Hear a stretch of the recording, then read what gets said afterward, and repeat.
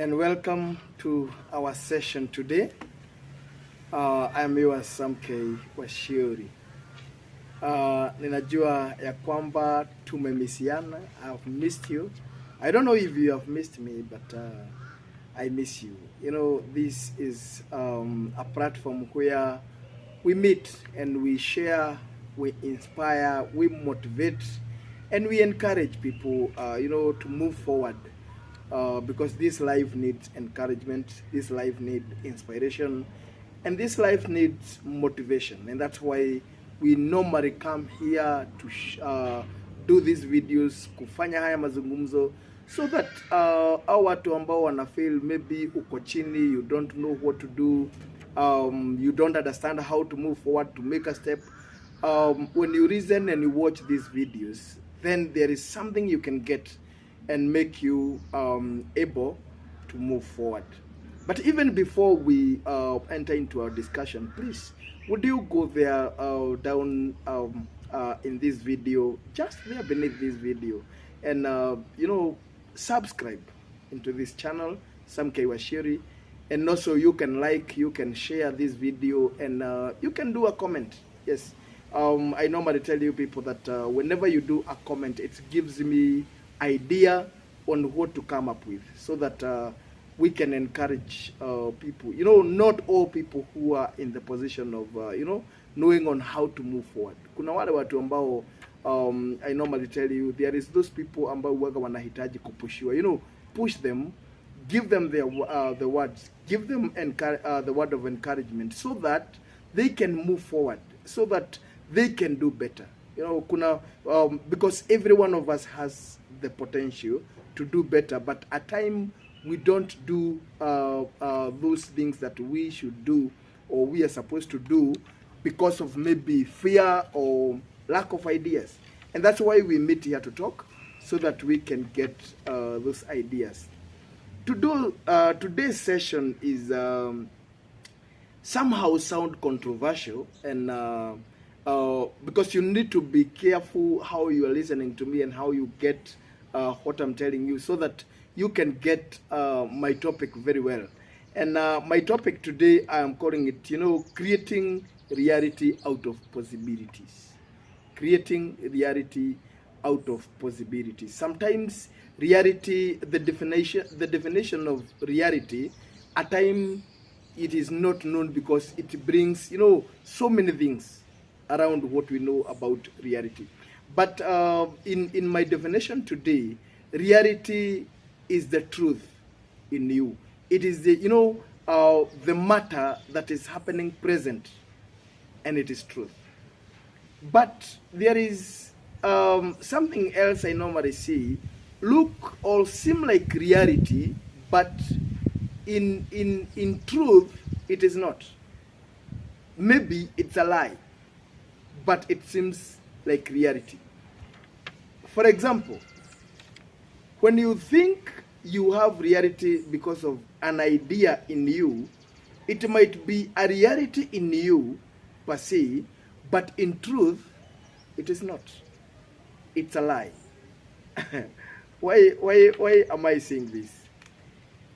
In this year, 2023, I know people have plans. I know you have your plans. I have my plans also. But how do we bring those plans into reality, so that they benefit us and they benefit those around us? Because last time we say, the problem we have is like we concentrate more on ourselves. Me. In the last video, we did about, not focusing on ourselves, but focusing on people around us. And so, in reality, in the matter reality, is that whatever you do, whatever you plan to do it for your benefit and for those people around you. Maybe your family, your friends, or maybe society around you, if you care. And I know in 2023, we all have those plans. But the question is, how would these plans become into reality? How these plans will become effective in whatever I do if I don't have the way, the way to go, and the idea on the way, on how to do it, to do them. And that's why you need me. You need someone who will encourage you, someone who will tell you what to do and what you need to do. And sometimes when we plan for the year, what we call the resolution, we reach a point where we stuck. Maybe because of financial support, maybe because of lack of ideas, maybe you don't know, generally you don't know what to do. And you get stuck at some point. And when you get stuck, you need someone to encourage you. You need someone to give you idea on how to move forward. Now, in the matter reality, creating the reality out of possibility, the reason I came up with this idea, it is because of this one thing. In the Bible, I am a believer, and I know I speak to the people who are believers, and even those who are not believers. If you're listening to me, I know I can give you a word that can make you to become one of us. In the book of Jeremiah 17 and verse number 9, the Bible tells us that the heart is deceitful above all things, and it is extremely sick. The idea is this: the heart is so deceitful beyond any other things. And so inside you, what you think is the reality, maybe it is not. Maybe you lie to yourself that this can do better, this can do better. But in truth, it is not. And so truth of reality is that it comes from somewhere else. And that somewhere else is external. And what is externally is the truth of God, because if the truth of God is not in you, then it is somewhere external. And now for you to seek it is first to become a trustworthy person, because whatever God gives you need to give you something that he can trust in you. And what I want to tell you is that sometimes what we think we cannot do, we can do it if we trust in the truth of God. What do I mean? God created each one of us, and he created us and created potential in us.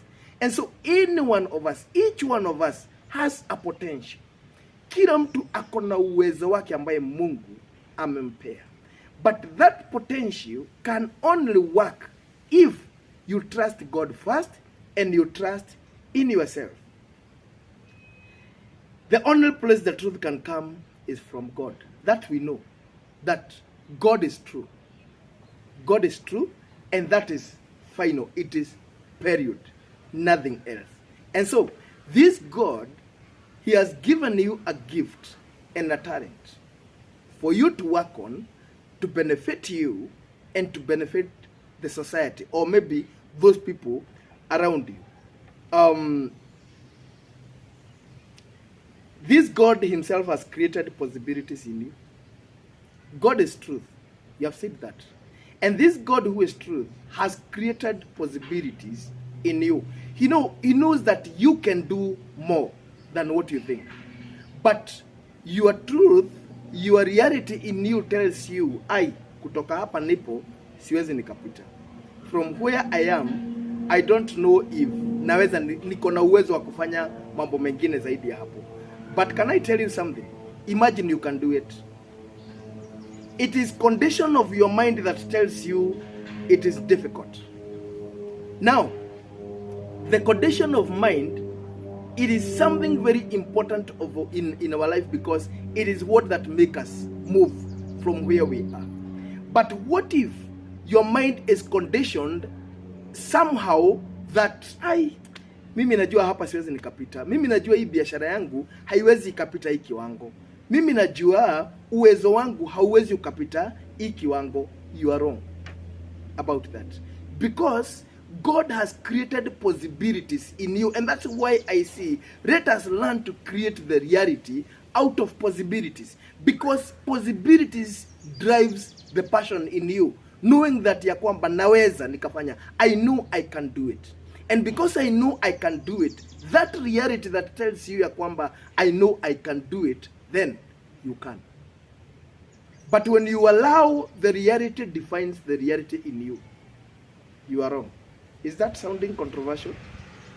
Is that sounding like something ambaye haieleweki? Yes, I know that. That never allow reality in you create reality. Never allow that reality in you define the reality you know. Allow the possibility to create the reality in you. Because when you allow the possibility to create the reality, what comes next is that possibility drives your passion. Aya. And you find yourself doing things ambazo utaangalia nyuma na unasema, ai, huyo ni mimi alifanya hizo vitu. You know, I was watching a certain documentary, a kid, 10 years kid, playing all melody in the keyboard, in the piano. And the guy asked that kid, how can you play all this melody and you are only 10 years? This kid said that I started to learn keyboard at 4 years. And now the dynamics in this keyboard I learn every day because I know there is a potential in me. There is that capacity in me to learn this keyboard. And that's why I can play all melody in this keyboard, and I can play all dynamics, all maybe dynamics of all music in this piano. This kid, don't forget, is only 10 years. Now, I think the problem we have, we try to work on everything without exploring our potential, without knowing our passion. Gift, I normally say, it is driven by the passion you have. That burden, you always think, I think this is what I want to do. This is what I feel good doing. And without doing this thing, I don't feel like a person. I don't feel like a human.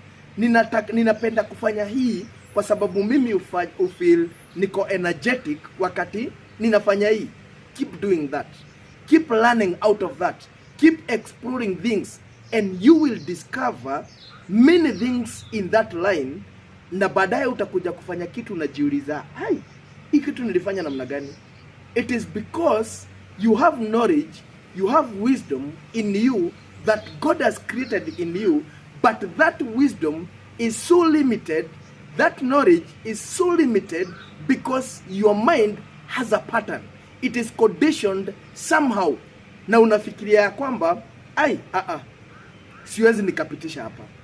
You can. You can. You know, Proverbs 23 and verse number 7, Bible says, as man thinketh, and so is he.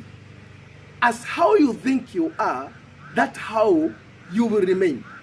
If you think ya kwamba hauna uwezo wa kufanya kitu fulani, you think ya kwamba siwezi nikafanya